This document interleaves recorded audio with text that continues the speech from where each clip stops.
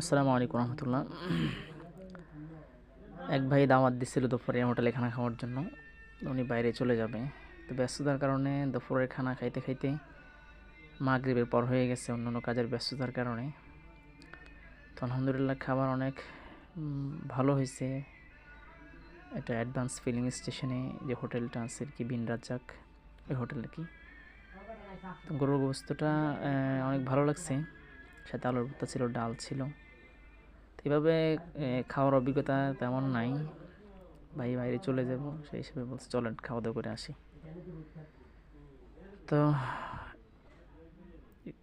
মোটামুটি দেখলাম যে হোটেলের বিন রাজ্জাক হোটেলের আপনার স্টাফ থেকে শুরু করে ক্যাশিয়ার যারা সবাই মোটামুটি দাড়ি টুপিওয়ালা সুন্নতওয়ালা।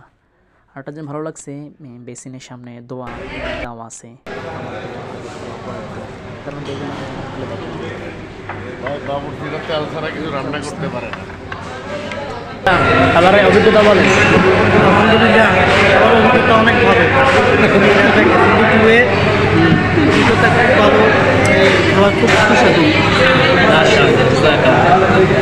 সবচেয়ে বেশি ভালো লাগছে যে ক্যাশ স্টাডি যারা ডিজাইন করছে কালেমা দ্বারা, খুব ভালো লাগছে। এটা মন জোড়ানো কালেমা দ্বারা, যা সচরাচর অন্য কোনো হোটেলে দেখা যায় না আর কি।